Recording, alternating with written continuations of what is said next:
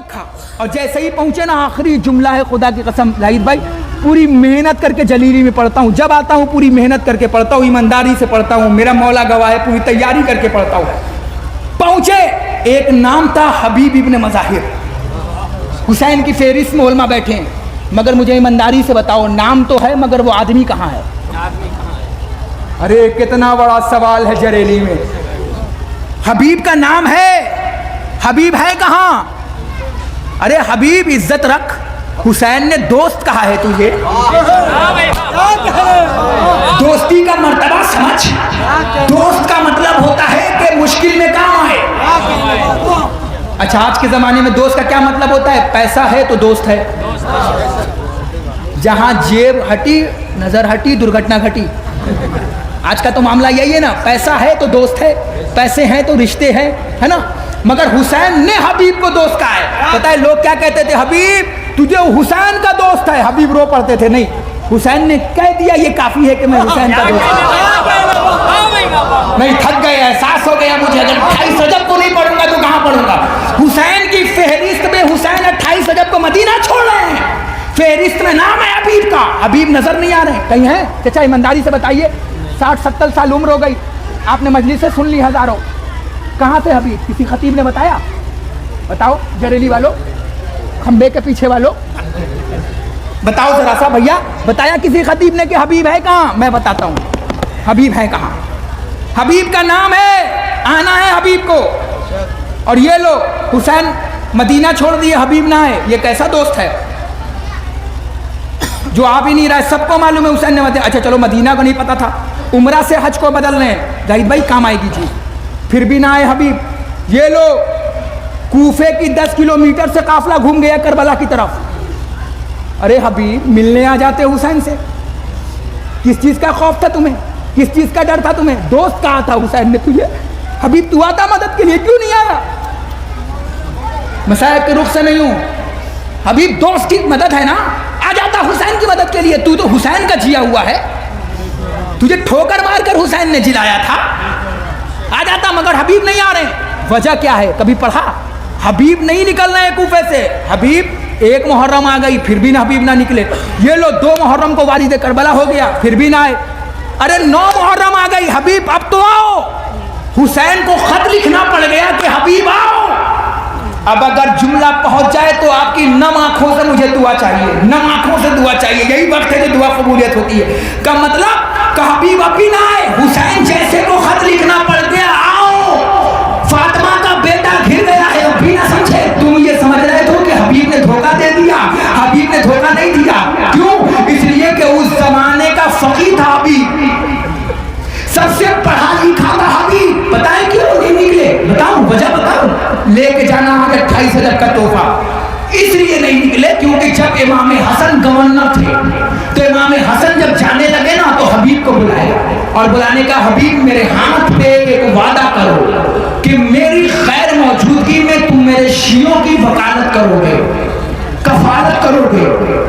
ये शिया तुम्हारी हाथ पे बैत करेंगे, तुम इन्हें छोड़ के मत जाना, ये कूफे के हालात बिगाड़ देंगे।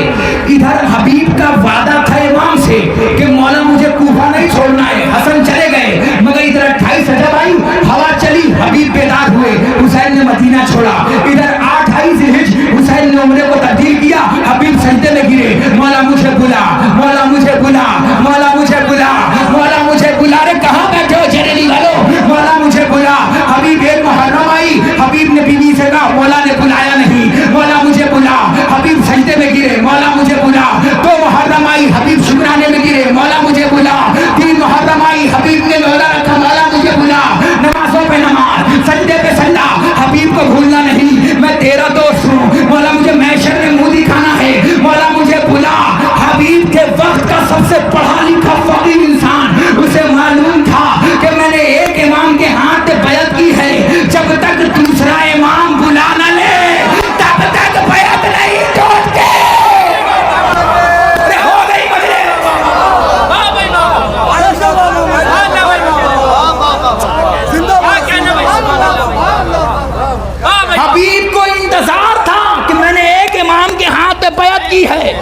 अब वाजिब है कि दूसरा इमाम बुलाए। क्या कहना भाई बाबा? और जब तक हुसैन न बुलाए और मैंने कूफा छोड़ा तो मैंने हसन के खिलाफ खड़े हो गए, क्योंकि मैंने हसन के हाथ पे बैत की है कि मौला मैं कूफा नहीं छोड़ूंगा। जैसे ही हबीब ने खत लिखा, हबीब आ, तलवार म्याम में गई, जवानी चढ़ी, पट्टा बंधा, बुजुर्गी हटी, वक्त का मुख्तार बना हबीब, घोड़े को उड़ाता हुआ चला। हबीब कल तक क्यों ना आया था? का कल हसन के अंदर था, हसन की बैत में था, अब बैत टूट गई। हमने कहा कैसे टूटी? का कानून इमाम है, एक इमाम खामोश हो जाए और दूसरा इमाम बुलाए तो नुसरत वाजिब हो जाती है। वाह भाई बाबा, वाह भाई बाबा, वाह भाई बाबा, जिंदाबाद, वाह भाई बाबा, कमाल।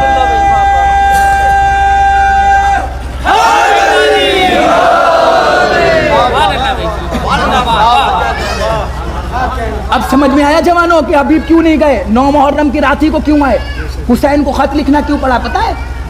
इसलिए खत लिखना पड़ा क्योंकि हुसैन हसन के हाथ पे वादा किया था कि मैं छोड़ूंगा नहीं, और इंतजार था हबीब को कि वक्त का हुसैन बुलाए ताकि बैत टूटे और मैं जाऊं। अब भी नहीं समझे, जब एक माँ आई थी ना धूप में तो एक वादा किया था, मेरे वालियों वारिस मैं उस वक्त तक साए में नहीं होंगी क्योंकि तेरा लाशा पे गोले कफन पड़ा है। तो बता इमाम ने क्या कहा था? अम्मा आ जाओ साए में। अम्मा तेरी बीवी नहीं आई थी, जुमला पढ़ू, मगर सच्चाल ने कहा अम्मा तुझे इमाम में वक्त भरकर हुक्म दिया। एक इमाम के लाशे पे वादा था, दूसरे इमाम ने आवाज दी। जैसे ही आवाज दी ना,